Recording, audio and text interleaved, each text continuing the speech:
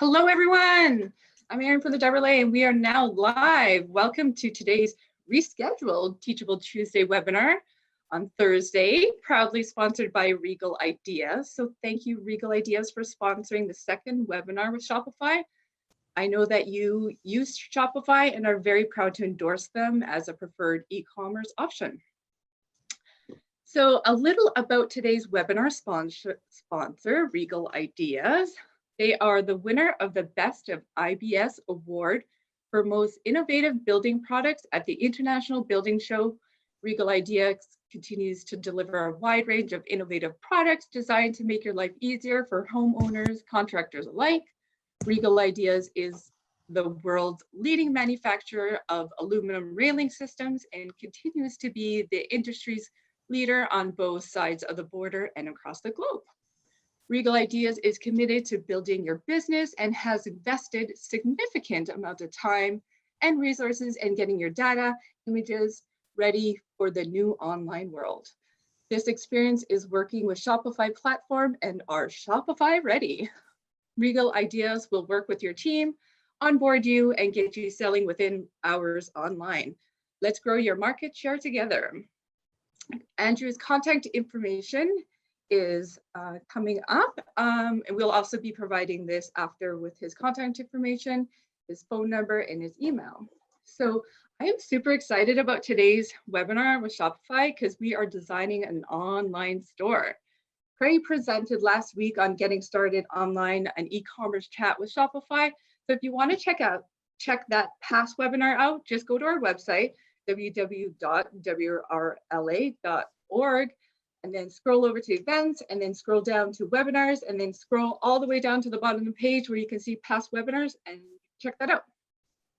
So now I apologize if you were in yesterday's webinar because you're kind of getting a repeat performance.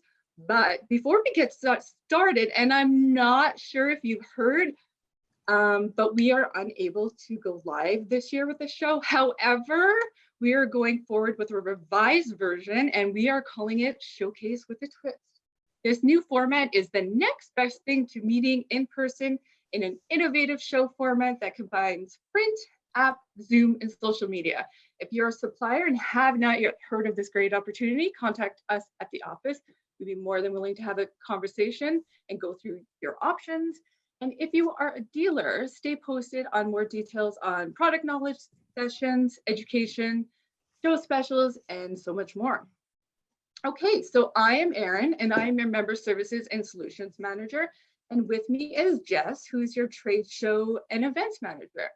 She'll take over after Cray and Cass are done and handle all the questions. So just a few housekeeping items. Everyone is muted, so if you have any questions, please use the chat icon at the bottom of your screen to type in your questions during the webinar. Both myself and Jess will monitor the questions and facilitate them at the end with Cray and Cass. Finally, the slides will be sent out and also be posted to our website. So who's presenting today's webinar? Well, as previously mentioned, that would be Cray Mitchell. With a passion for technology and entrepreneurship, Cray has helped pave the road for businesses of all sizes. With an eclectic background in IT, film and television, and web graphics, he's able to provide keen insights to assist companies in launching or growing their business. From marketing and research to search engine optimization and beyond, Cray can help you ease the frustrations and uncertainty that come with running your own business. You've got this. We got you. All right, Craig, take it from here and let's get started designing a Shopify store. Awesome. Thank you so much, Erin. And thank you, Jess, for having me here. And I've got to say, those Regal railings that light up at night, man, those are beautiful. I'd love a home with one of those on there. Maybe one day. We'll see in the future. So thank you for joining us today. Hopefully you were here for my previous presentation too. This one builds on that a little bit. We are going to talk about designing a store that your customers love. We're going to be covering some topics today which are important if you already have a store or you're in the beginning stages of planning your online store. So here's the main topics that we're going to be getting into today. So let's get started with some of the fundamental design principles that you will use with your e-commerce store. Actually, I'm just going to say your commerce store. E-commerce is dead. Long live commerce. So trends come and go, but there's always going to be some specific trends that are fundamental in your design. And there are 4 principles that are really important these days when it comes to trends in terms of not only bringing customers to your website, but maintaining them and making them actually want to purchase. And we're going to talk about trust, visual appeal, the user experience, and overall navigation. Now imagine if you're visiting a store for the first time yourself. What would encourage you to make a purchase, and what elements would reduce your trust in a business? Remembering that most of the things that we would consider an issue are are brought up by our subconscious, not sitting there going, does this website bring me trust? I can't find their contact. I'm not going to feel very trustful about this. It's our subconscious giving us those little feelings of something's not quite right, or something doesn't make me feel the best about this, or this is taking too long, and then you end up leaving. So there's a few things that you can do to build trust with users, even if you don't have a lot of customers yet.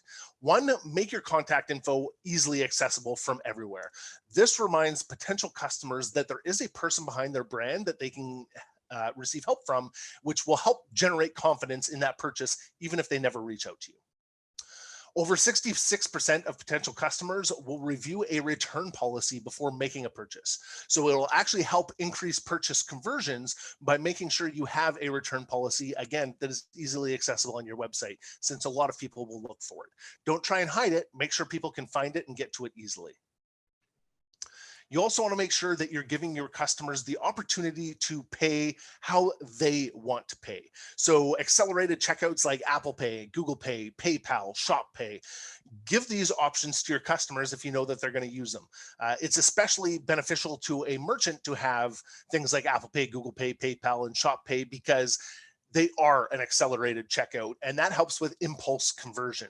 So when somebody comes up to make a purchase, as they're filling out their information, they can't reconsider the purchase. Apple Pay, Google Pay, it happens in an instance. Once you approve it and make your mark, it's done. The purchase is through. There's no time to think about it. So great for merchants, bad for people like me who have impulse purchase control issues. Sometimes, maybe. So yes, Apple Pay, great for that. I use it all the time. And of course, displaying certifications or compliance badges about your business are a great touch. You don't want to put too many on there. That can be a red flag. And you want to align with things about your business. So if you're running a food-based business, badges like no GMOs or certified organic that would apply to your food items are perfect, or CSA certified or FCC compliant if you're building some kind of technology or appliance.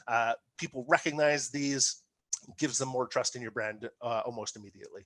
Like I said, it's really hard to earn that trust when you don't have any customers yet. So starting with these things right out of the gate can really help you build that trust. Another part of that is your visual appeal. People's first impressions happen within a few seconds of visiting your store. And statistically, a homepage will have the highest bounce rate. So making sure that first impression counts rests on your visuals. So your customers can't try a product before they buy. So what they see on your website will help them decide if they're going to make that purchase. So you want to make sure it's really well done.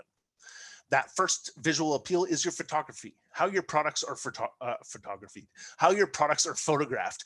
Things like putting them on a white or a neutral background like light gray is a standard for product photography, because it strips away all those additional distractions so people can focus on the product itself, and it makes them have a better idea of what you're trying to sell them. Though the lifestyle photography or brand photos are also important. They allow a customer to visualize themselves interacting with the product, or how that product would look in their home on a day-to-day basis. Overall, photos are a key factor in your store engagement, conversion, and retention all over. So the example that we see on the screen right now is from Allbirds. So this is a brand with big personality, and their website does a great job of showcasing that. They use really bright product photography, and they use really bright lifestyle photography that makes everything match no matter what page that you're on.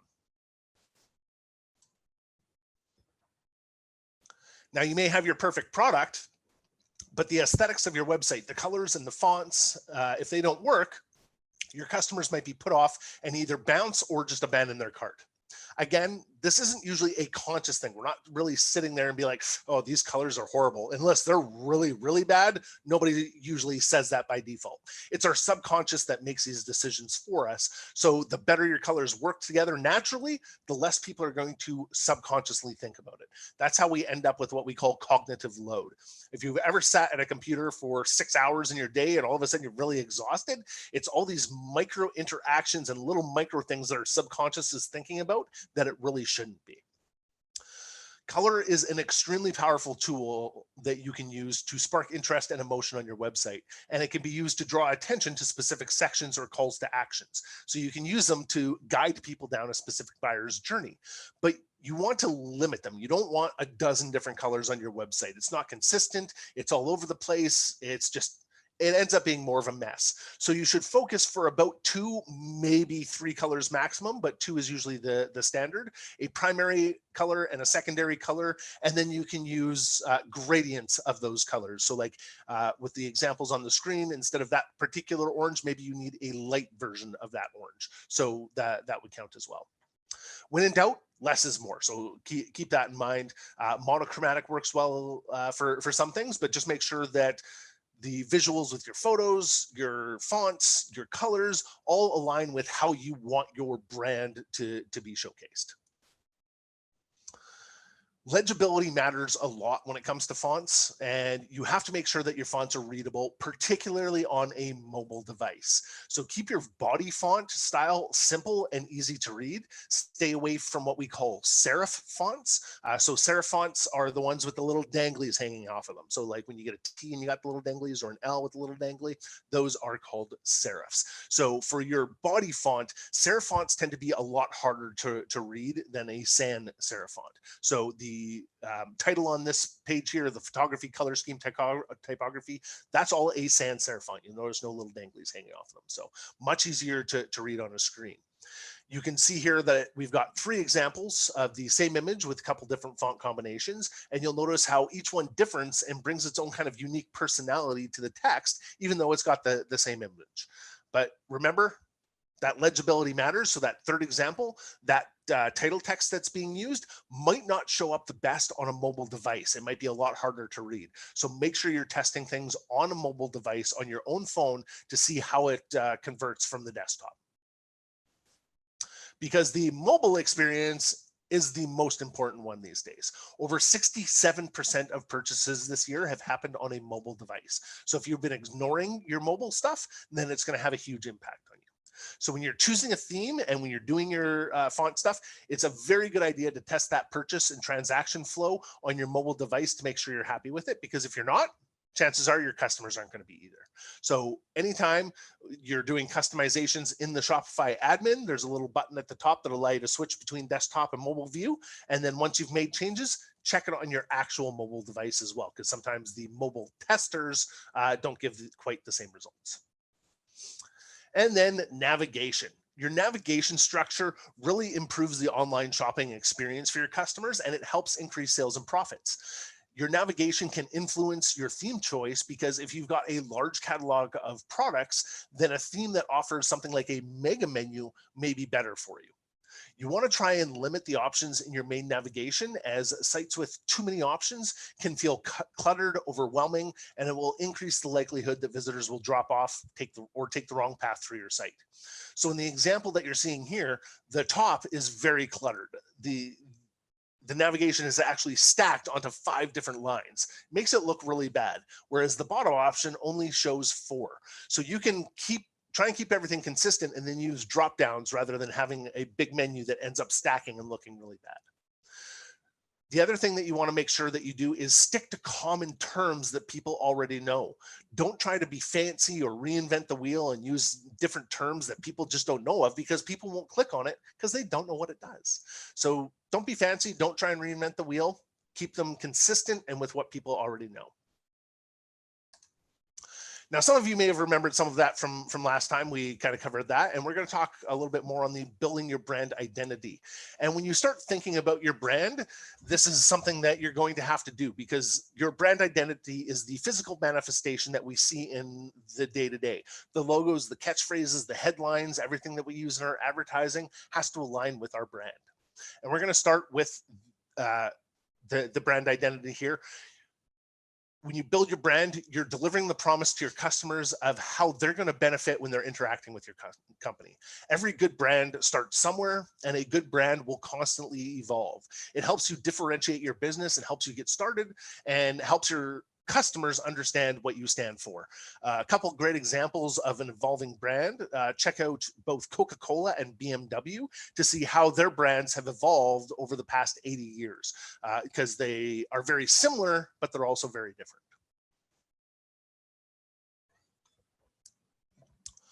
An important part of our brand is our name. And we do have a handy business name generator that you can use to help select a business name for you. But you really want to choose a name that effectively demonstrates what your business is all about.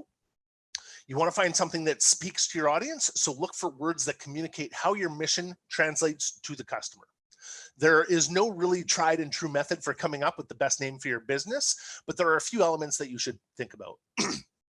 One, think about a name that's unique. It should be easy to say, it should be easy to understand, and it should be, above all, easy to type with thumbs on your mobile device. If the business name is already taken and it's a short name, think of adding words like shop or get to the beginning or the end of the brand name to make it a better chance that the domain will be available. Another thing that used to be a lot more prevalent when picking a name is, what does the first letter of your brand start with? Because back in the day, when you were looking at things like business lists and yellow pages and stuff like that, the closer to the start that you appeared, the better it was. Nowadays, we don't really use yellow pages anymore. We don't tend to see a lot of lists of things unless we're at trade shows, which of course in the past year haven't really happened. So having a letter that starts at the beginning of the alphabet isn't as important as it was. It's more about aligning with your customers. You also want to consider these things when you're selecting your social media handles, because if you can align your website URL with your social handles and they're consistent across, you're going to be in a stronger position for your audience to be able to keep track of you and find you quite easily. And lastly, another important thing to keep in mind when doing this is you can change your name later as you grow or scale your business. And this is a common practice for companies if they get acquired or if they're not really hitting the target with their audiences the way that they wanted to. So you may have dealt with a brand that has changed their name over the years. A prime example of how a company has greatly pivoted would be Instagram. They started as an app called Bourbon, more for bourbon drinkers and sharing photos of your bourbon. And they found out that people liked the photo sharing side of things way more, and kind of pivoted and changed their business to a new direction to meet what they didn't realize their customer actually wanted at the start. So it's okay to make changes later, and what you start with might not be where you are in 5 years, but you do have to start somewhere. So get that started and then see how it works, and then evaluate and see where you need to make changes later. You may already have a good idea of what you think your logo should look like, or a refresh of your logo should look like, but you may not have the artistic ability to make it yourself or the budget to hire somebody right out of the gate. So if a professional is not in the cards for you, there are different ways to get a logo. Shopify has a logo generator called Hatchful. It will not only generate a logo for you, but also the social media assets and stuff that you'll need along with that. So if you're not quite ready, excuse me, if you're not quite ready to hire somebody or you don't have the budget quite yet, but you still need to get started, check out something like Hatchful, or just search logo generator out there and see what you can find that will get you started and get you something that looks like what you want for the start of your brand.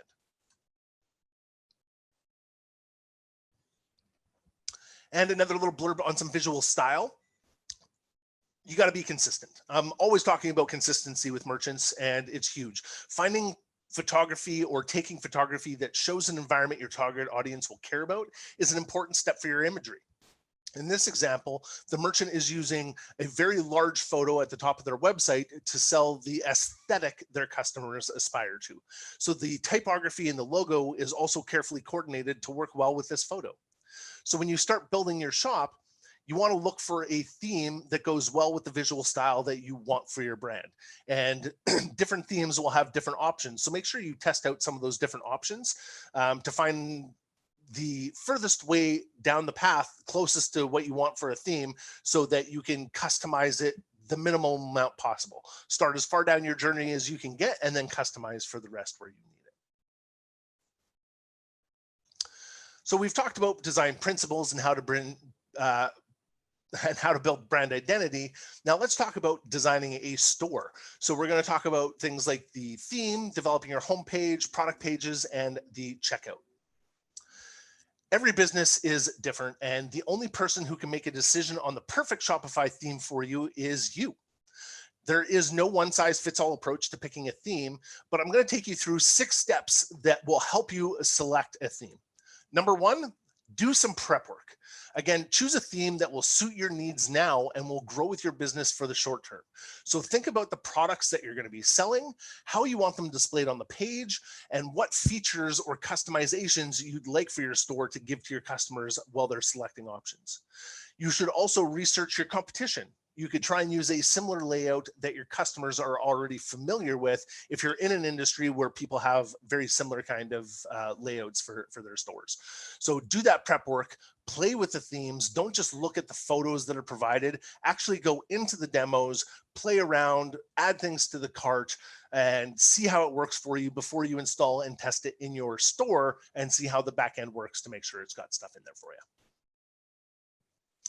When you're looking for themes, use the filters in the theme store to help narrow down your search. This will allow you to browse between all the different features, the layouts, the industries or purposes that are listed on the store or on the theme store, sorry. So this allows you to choose from themes that are filtered by inventory size, layout styles, product type, homepage features, or even social features in some instances. So narrowing down the theme options to focus on those features that are most important to you will help you find the theme that you want and allow you to create the experience that you're trying to create. Also remember that if a theme lists that it's a fashion theme, that doesn't mean that it's the only use for that theme. It doesn't mean that it's built only for fashion. It means that this particular demo of the store was built for fashion. I have seen the same theme used successfully across a whole variety of genres and niches because the people found that this was the look and feel that they wanted, and that's what they went with and then customized it for their specific brand. What you see on the theme store is just an example of how the theme could be set up. So make it your own, make it custom to your brand, and it doesn't really matter what it says it's for in the thing. If it's for clothing and fashion, you can still use it for electronics if it fits what you're going for. Step 3, check out the reviews on a theme.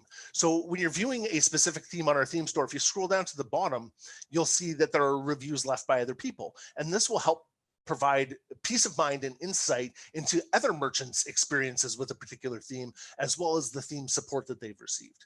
So often shop owners will explain what they like and what they didn't like about a specific theme. So that can take some of the guesswork out of the equation for you when you're doing your research. Again, just find those at the bottom of each theme pages, just like you'd find them in the App Store for the app reviews. Step 4, install the theme and demo it out. So click through the demo store that they've set up for you and see this theme in action. You'll also notice that themes will offer multiple styles. All styles are included when you purchase or get a free theme and show you just possible ways to set up the theme with the features that it offers. But keep in mind that there may be features or other options not currently being displayed in that version of the demo. There may be an option for, let's say, color palette choices when you're doing things like let's say t-shirt, red, green, and blue. It'll actually show red, green, and blue color chips rather than a dropout that says red, green, and blue, but it may be turned off. So installing it in your own store will help you figure out those extra features to make sure it has what you need. You can even install the paid themes into your store for testing, but you can only do some just like basic setup of the homepage using the theme customizer. You just can't publish the theme so other people can see it, and you can't edit the backend code of that theme until you actually purchase it. So you can get a really good idea if a paid theme is going to be right for you or not before you ever drop the money on it. So this allows you to investigate the features and options before you commit to paying for it. Also remember that you want to view the theme in mobile, because this is how most of your viewers are going to see it. And in the screenshot that you see on screen right now, this is what you'll see at the top of the theme customizer within a Shopify store, as well as on the theme store. When you're viewing a demo, you'll see these two little buttons that will allow you to switch back and forth between desktop view and mobile view, just to give you a little bit of a quick idea. Another important factor to consider is the theme support. All free themes have support directly through Shopify's theme support team. And if you're on the basic plan or higher, you will have 60 minutes of free design time to make minor design changes and customizations. But for the paid themes, you really want to check and see what people have said about the customization options and support from that theme company. Now, keep in mind that a lot of theme companies are busy building themes, so they don't offer customization services per se, but there are a lot of companies out there that do nothing but customization services. So if you're looking for a theme that you'll be able to hire that particular company, make sure that they offer that service if that's something that you absolutely need. There's also Shopify experts. If you go to experts.shopify.com, where you can find different experts to make those modifications that you're unable to implement yourself, or that you just don't have somebody on your team or in your general circle that you can reach out to for that kind of stuff. And lastly, trust your gut feeling. You could spend way too much time trying to find the perfect theme, when the truth is there is no perfect theme. Your website is going to continue to evolve and grow as your business evolves and grows. So find what's going to work for you now and change and evolve as you go along if needed. It's more important to get up and selling than it is to spend 3 months trying to find the perfect theme that might not end up being the perfect theme. So these are 6 tips that you can use when selecting a theme for your store as well. Now, think of your homepage of a store like the storefront in a mall or a busy shopping area. It kind of sets the tone for what your visitors can expect when they come in and start looking around.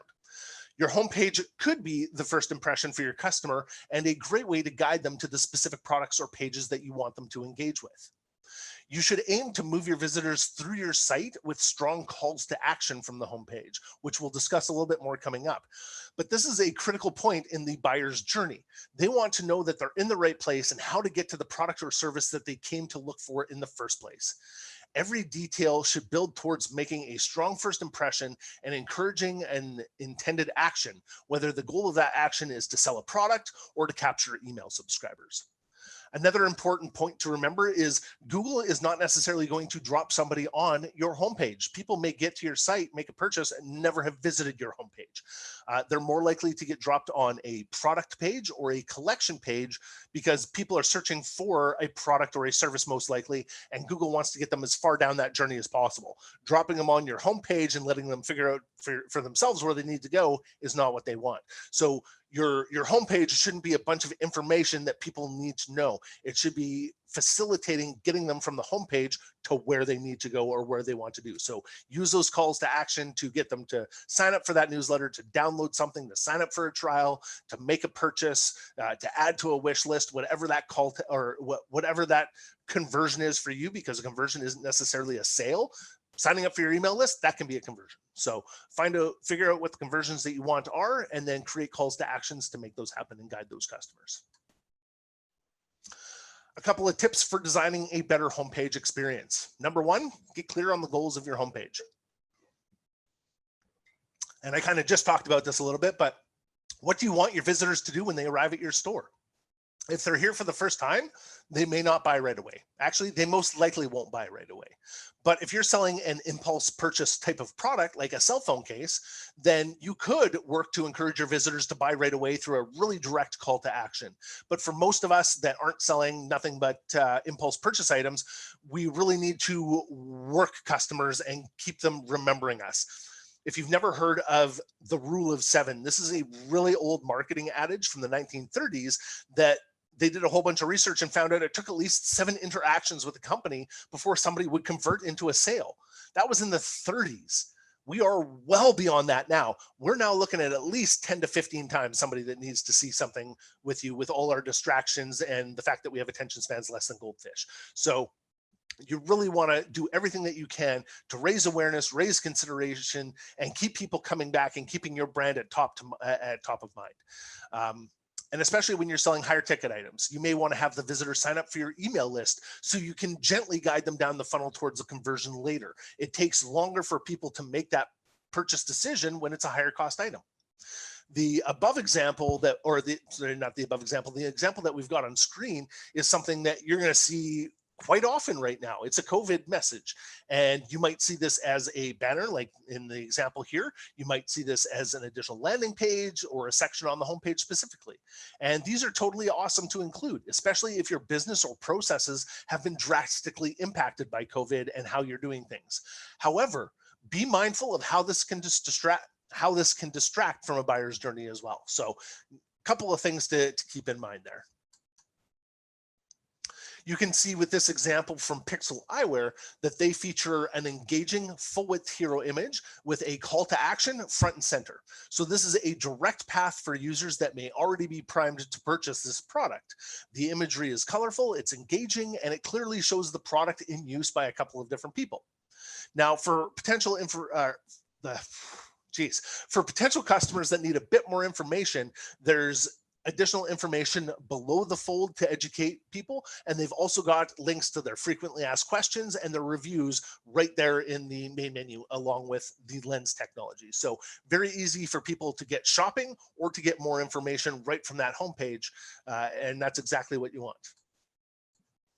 Tip number 2, keep it simple. This has been something that you've probably heard for a lot of your life, the old KISS, keep it simple, stupid, or keep it simple, silly.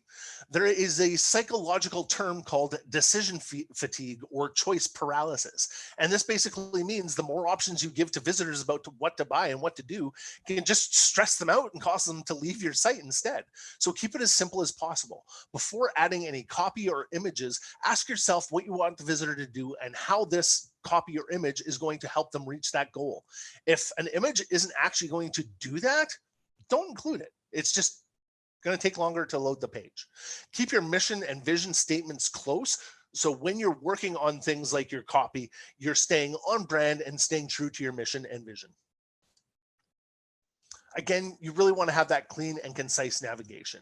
Again, having too many options can feel overwhelming, causing people to leave before they've even had a chance to see any of your amazing products. So keep your options to around 4 or 5 would be best, and use drop downs and mega menus where it's appropriate. Don't do it just because, do it to help guide people and get them into better categories or smaller subcategories of your top level navigation. And also make sure you have search enabled to make it easier for customers to find what they're looking for if they're not able to find it from the navigation. Search should be just as easy to find as everything else. You also need to make sure that you guide the users. Displaying things like your best-selling items on your homepage is a great way to educate your customers on what's selling the most or what's popular. Popularity is a great driver for purchases, especially if it's a hot trending product. Right now, winter clothing are hot trending products because it's wintertime. Christmas presents, all that kind of stuff are all popular things. So think about what you're trying to do, the season that you're in, and guide users into that. So again, your homepage should be evolving as you grow, but it should also be evolving for your different seasons or selling seasons, depending on the type of industry and the type of products and customers that you have. Also using things like new products or trending this week would work very well for stores that have larger inventories of product. One that some people tend to miss is ensuring your cart is easy to find. Your cart should always be available in the header of your shop so it's easy to click, and it should use an icon or a text that easily lets customers know what it is. So depending on your theme, you can also display the number of items currently in the cart as well, which is also recommended. It's another visual indicator that they've already taken an action, especially if they were doing something, got distracted by something else, and then ended up coming back to it.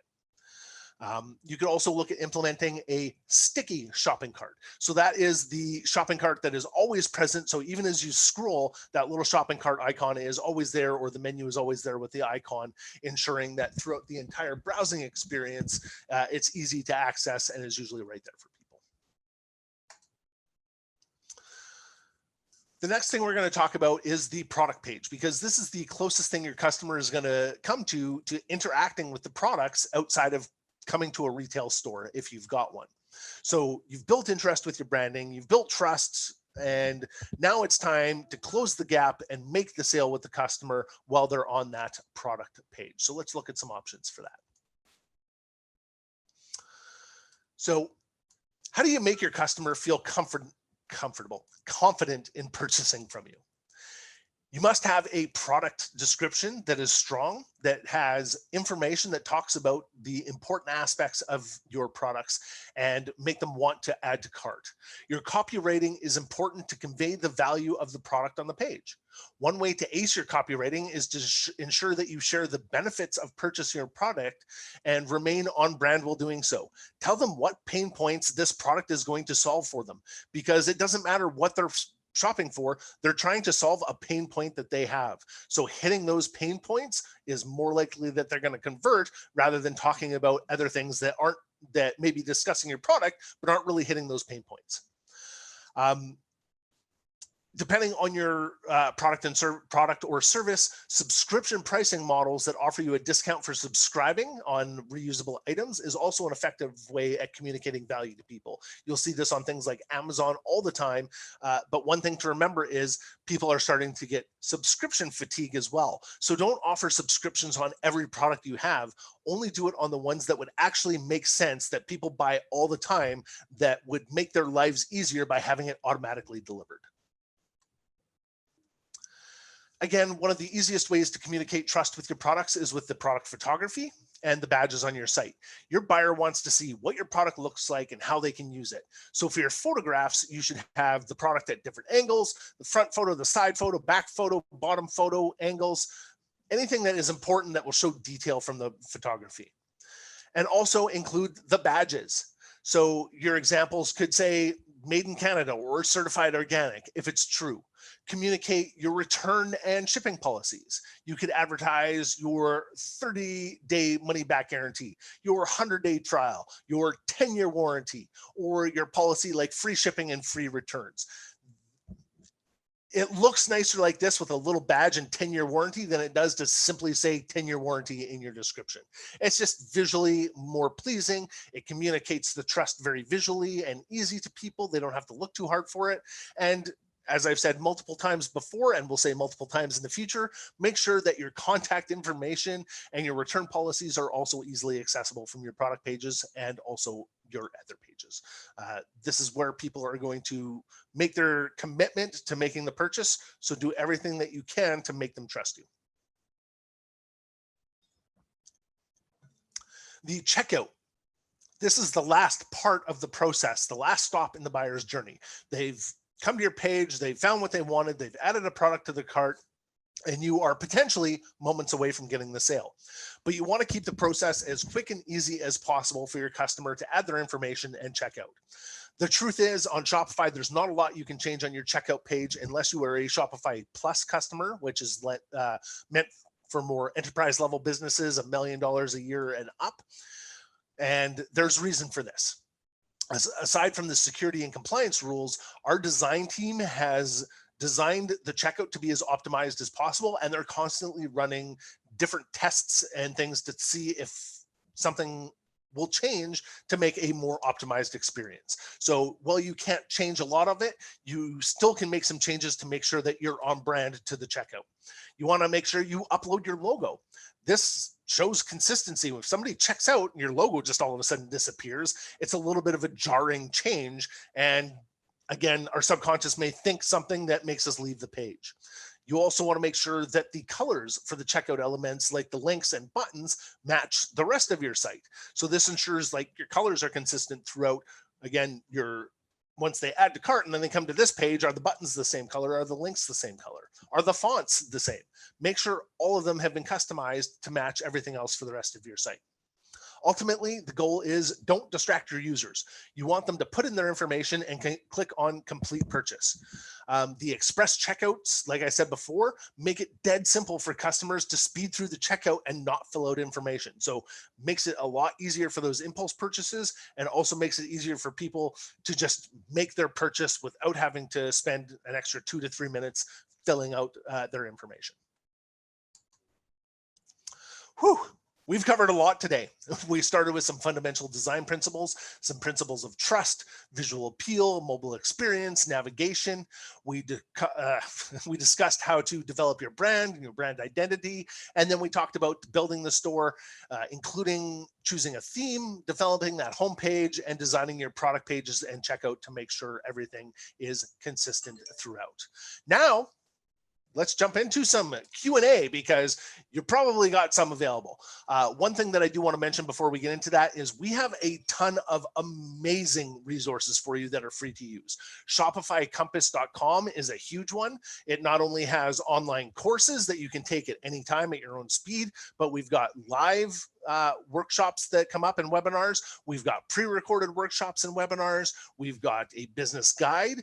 And then also, if you just go to shopify.com and go under the learn section, we've got blog posts, we've got business encyclopedia, we've got podcasts, we've got videos, we've got TV shows. We have all sorts of stuff talking to real merchants in real situations, getting you the information that you need to better understand how to build, grow, and scale your business. So again, thank you for coming to my presentation today. I am Cray, and I would be happy to answer some questions for you if you'd like. So I'm just going to stop sharing here. Thanks, Gray. Okay, so just to add on to your many list of things you have, WRLA also has a free trial for WRLA members, so I'll be sending that out to everyone today on the session. And once again, thank you so much to Regal Ideas. I agree about those railings. I often just sit there and look at the pictures, and I'm like, they're so pretty, so fancy and beautiful. So thank you again, Andrew from Regal Ideas. Okay, so we have a question here, which goes with regards to VIP customers. So some of our members have longtime customers that might be shopping on there. Is there a possibility that they can do things like invoicing on Shopify, where they don't have to make an actual credit card payment, or they can place an order but be invoiced for it later? Yes. So there are multiple different ways that you can get paid on Shopify. You don't necessarily have to accept credit card. So a lot of businesses take POs and or money orders or check because a lot of bigger, especially B2B businesses, still accept checks. So you can select or create a different payment option so people can select that at checkout. Okay. If you're offering like wholesale type of pricing for specific people or tiered pricing, you might want to look at one of the wholesale apps that will really help facilitate that in an easy way. And then only certain people will be able to check out with things like terms, because there's certain wholesale apps that offer terms as a payment option. So having that all in one, where, you know, this particular customer gets this price point, but this one gets this price point and this one gets this price point, is just so much easier to manage with the wholesale app.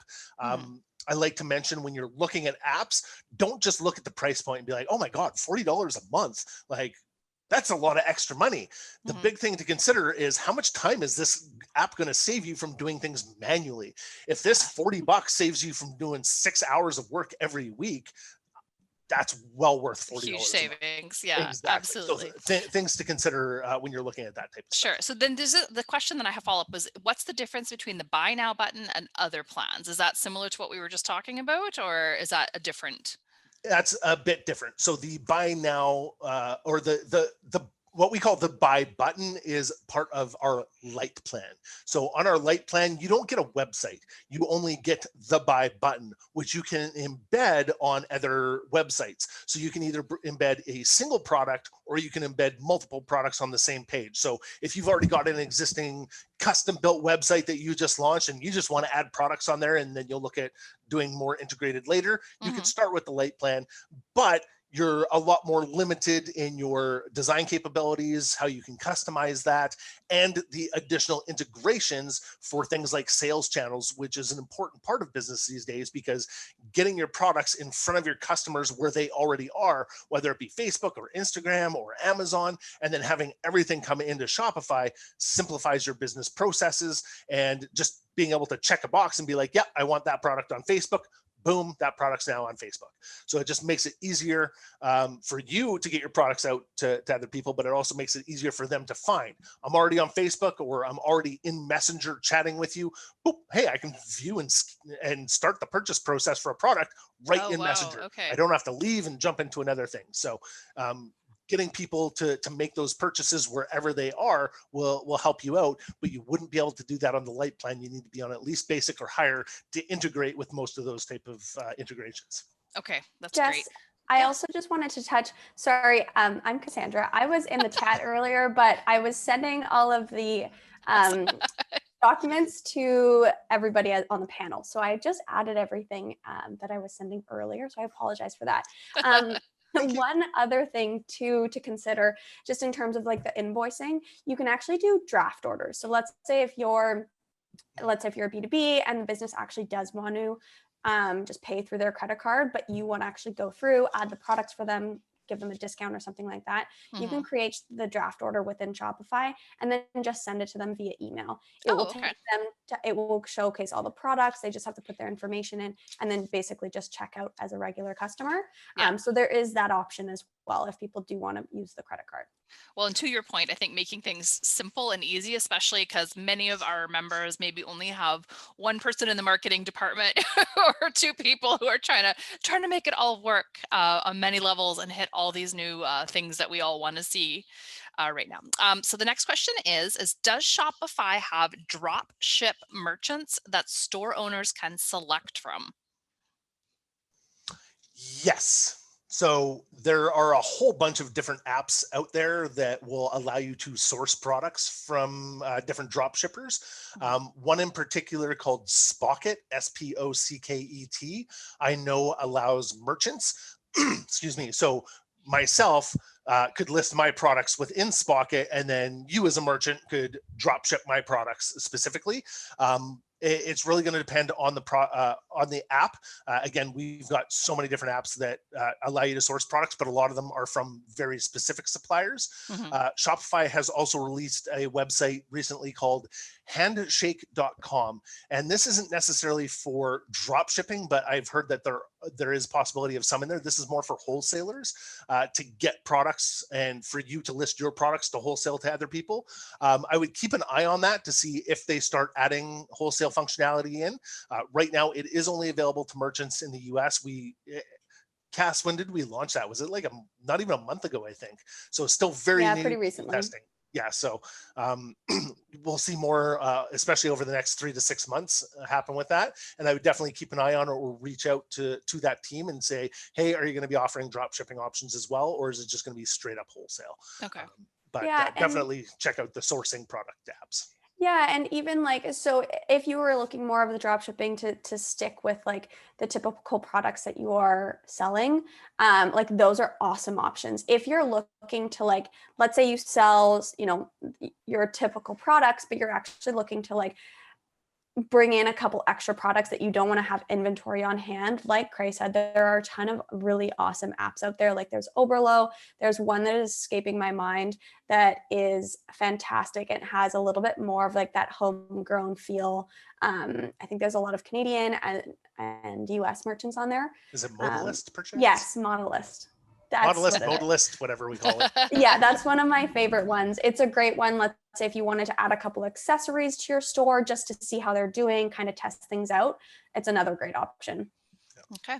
So another question, does each store need a separate account, or can one person have multiple different stores managed under one payment plan?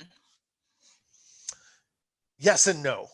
So if you are on our plus, like if you're an enterprise level merchant, that's usually when people will have multiple stores like that, and you could have multiple stores and then you get to see the bigger picture. Again, that's not something that normal merchants can get, like on the $29 plan, you would Mhm. need a separate account for each one of your stores, and then be billed separately for that. Okay. So plus plan. Yes. Yes, Okay. Yeah. but do keep in mind that does start at a minimum of $2,000 a month. Okay. It's really Okay. going to be dependent on your business, how many sites you need, how many of the Okay. features you need. Once you talk to one of the salespeople from Plus, they'll go Mhm. through all your requirements and all that kind of stuff to figure out what price point you'll be at for getting into things. And Okay. let's say if you had multiple locations and you wanted to sync your inventory, but you're like, you know what, Plus is just above and beyond. I don't need this right now. There are ways of setting up like multiple different stores and then having, let's say, your fulfillment within one place. So yes, you would be managing two separate stores, but you could be pulling your inventory from the same place. So there are kind of workarounds if you need to have multiple different stores for different locations, and you didn't want to move up to the Plus plan, because we know it is one of the larger plans. Okay. Also, oh, sorry, go ahead. I just want to, on top of that, something I didn't think about, if you're opening multiple stores simply for the purpose of being country specific or different languages, so two Canadian stores, one in Canadian, one in English, one in French, Yeah. you might qualify for our second store discount. So Okay. basically you would get the $79 plan for your second store, or you would have to be on the Shopify plan for your first store, and then your second store would get the Shopify plan, but for the basic plan price. So you'd be paying $79 for the first store, but only $29 for that second store. So a common thing that people ask about that we don't have on our pricing page that I completely forgot to mention there. But thank you, Cass, because you triggered my memory on that one.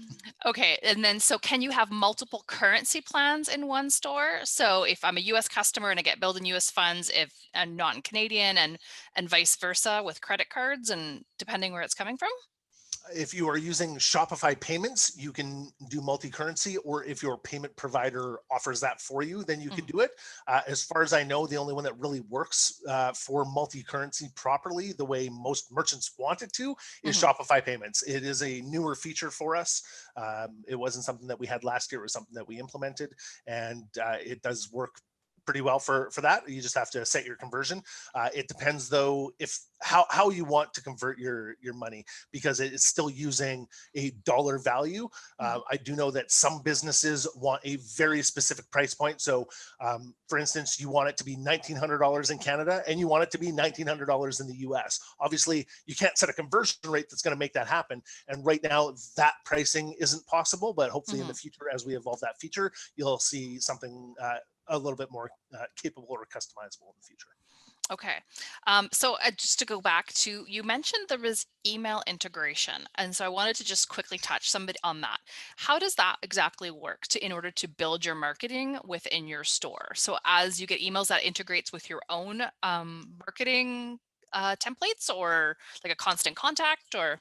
Okay, so right out of the gate, most of the themes have an option to create a section either in the footer or on the homepage where people can sign up for your email list. Yeah. Now, if you just leave it at that and Mhm. somebody signs up, they're just going to end up in your customer list within Shopify with a Okay. tag that says accepts marketing, meaning I have given you permission to email me. So even if you're not emailing right now, you can start building your list.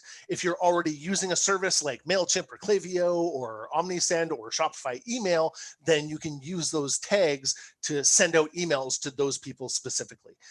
There's a whole bunch of different ways to market and to get people to sign up for those emails and grow those lists. And then there's also multiple ways to use those lists to send out. Personally, I use Klaviyo for my business. It is really good at segmenting and automating processes.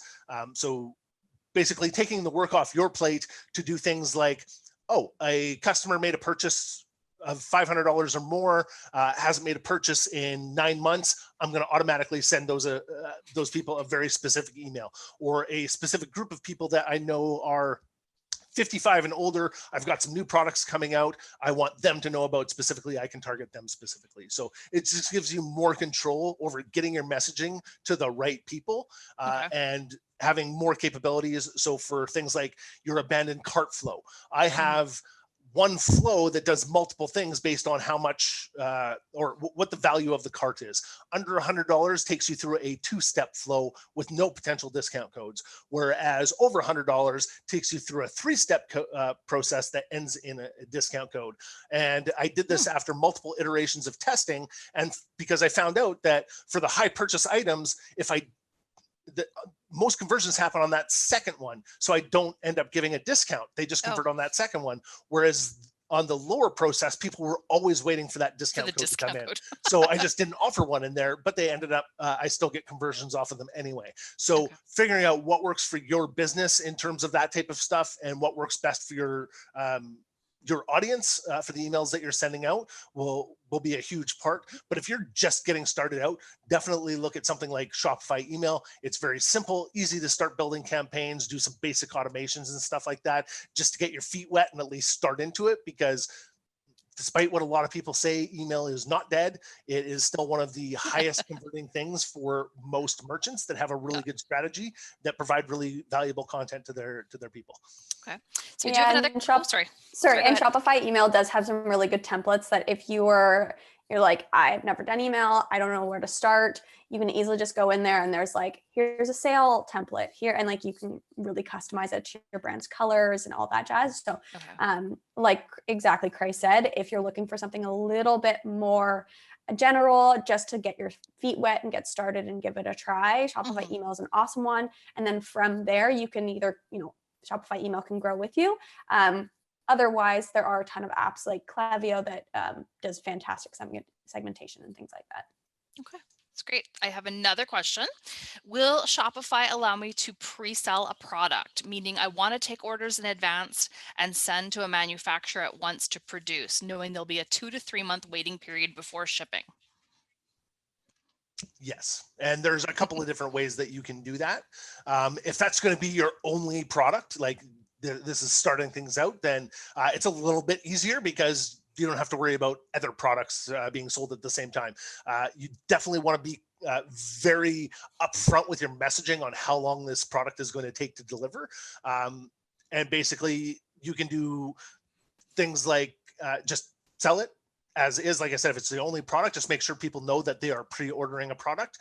If you're selling other products, you may want to look at some of the apps that we have for pre-orders. So you can just have one product that's pre-order and still sell other products without making any customizations, or you can skip the app process and make some customizations using what we call alternate templates. So for this one specific product, use this template that lays it out a little bit different, changes the wording. So instead of add to cart, it's pre-order now or something like that, and then just start taking it. The one thing that I do suggest is take the payment up front. Don't just choose an authorization, especially if it's going to be a couple of months, because a lot of people don't realize that those authorizations fall off after a specific period of time. So if it's going to be a couple of months, you could lose the time of authorization, which means now everybody that is pre-authorized is no longer authorized, and you have to request them to pay again. And you will lose a lot of people. Be like, what? I already paid for that. I'm not going to go through that process again because you can't get your stuff together.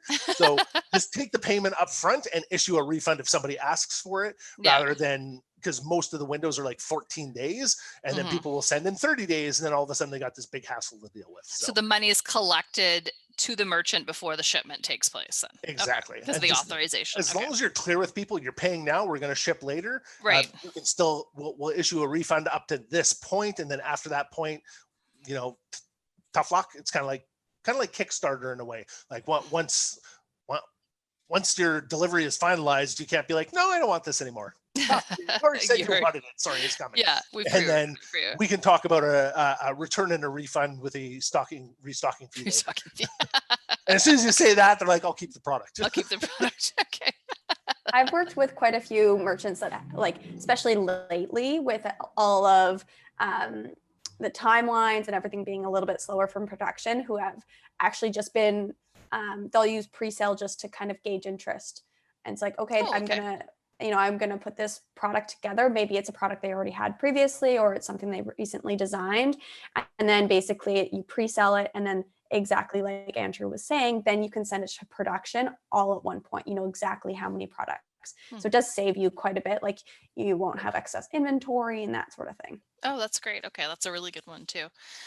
Just going back to purchasing habits of the customers, what kind of reports does Shopify offer in terms of understanding and learning from our buyers' habits? So we do offer a whole bunch of different reports, though Mhm, depending on which plan you are on, you may mhm, have more advanced options. mhm, So with the Shopify plan on hire, you're going to get a lot more sales type reports to mhm, break down that information here. mhm. You know what? I'm just going to drop you a screen share here, Okay. and I'll just show you internally in my Magic store. So this is my side hustle. I run a magic shop. So here's the dashboard, which just gives you a quick overview by date range. So we're looking at my year to date for 2020 here. Mhm. So total sales sessions, returning customer rate, average order value, conversion rate, where they came from. But I can also go into reports directly, and you can see that there's a whole bunch of extra reports in here. So like for sales over time, sales by product, sales by particular SKU, Oh, by okay. vendor, by discount. But you're not going to have as many of these on the basic plan. You will for sure have like the finances plan, which will get you things like your total sales, your tax breaks down, tips, because we have a tipping option in here, and just gives you overall finance summaries, gross sales, discounts, return, net sales, all that kind of stuff. So there's a whole bunch of different options in there to help you understand. You can also use things like Google Analytics to help you. And we've also got this cool thing in here for product insights. This particularly does not work with my niche very well because I Mhm. don't sell a ton of product. But when you're selling thousands of products a month, these product insights will really help you understand top selling products, things that are starting to trend up, which can help you decide on, okay, these products are starting to trend. This is things that we should start covering in our email, maybe run some ads for, or these ones have a high potential. They didn't get a lot of traffic, but they still sold well. So that means less conversions. I may be like, oh, well, I didn't think that they'd be getting much traffic, but they're doing well. So let's start driving some more traffic to them because they show that they've got a high potential. Top selling Oh, units, wow, things that's that we can great. improve, things that are frequently abandoned. Playing cards are my number one abandoned cart thing. And Mhm. I know why. It's because to ship a $9 deck of cards across Canada, it's going to cost you $15. So not surprised by it, not much I Yeah. can do about it. Yeah. But there's lots of different options in there. There's also third-party apps. So if you weren't quite ready to upgrade to the Shopify plan, there's apps like DeepMine, which are like $10 a month that can get you more advanced statistics Hmm. and data that you can go through. It's not presented in the same way as a Shopify report, but it may give you the information that you're Okay. looking for. No, that's great. So, That's really good. The Uh, other part of, the other part of the analytics that Craig kind of scrolled through that I think is super important, the conversion rates are awesome to know just to get a really good understanding. And basically what the conversion is like when people actually put something into their cart and then when they check out. So it's just the different, like you will see a drop off there. The other one that I find is really interesting is kind of your marketing funnels. So you'll be able to go in and actually see, okay, I'm getting more conversions coming from either Facebook or email and that sort of thing. So again, it will allow you could take the information that we were just looking with like top products, that Facebook is actually generating more sales. That's where you're going to put more of your marketing efforts into it. So oh, just and so like you can allocate your dollars too a little bit more too, right? So you're exactly. okay. Yeah. So it just gives you a good understanding because, maybe Instagram isn't converting as well as you would have thought, but maybe Mhm. Facebook is. And so it actually gives you the percentages and like dollar amounts and things like that. So anytime I speak to a merchant, it's like, do you look at your analytics? If not, that should be something you are looking at on a regular basis because things can be shifting and then you can make decisions based on that. And they can always go back to Shopify for help understanding what their analytics are, right? 100%. Our Oh, support that's team good. is fantastic. They live, breathe, and work the admin all the time. So they 100% can help you with that. Awesome. Well, and a lot of us have our own side hustles. So yes. you really know. Yes. So you I really can't tell you live how it. much of a benefit that's been for Yeah, me to know things because Gotta use it all understanding the time. process. Yeah, Yeah. no, that's wonderful. Well, thank you so much, Cray and Cassandra. We really appreciate your time today, and we really appreciate you learning a little bit more. Once again, I want to thank Regal Ideas for sponsoring today's webinar. We really appreciate it. And of course, as Andrew said, Andrew is deep into Shopify and is happy also to provide some WRLA member if they have a question that Andrew said he could also help out with their experience with Shopify. And just to remind everybody, I will send you out the information on your free trial from Shopify. And we'll hopefully see you at our next webinar, which is November the 3rd, on how to create content your people are looking for. Thank you so much, guys. Take care. We'll talk to you soon.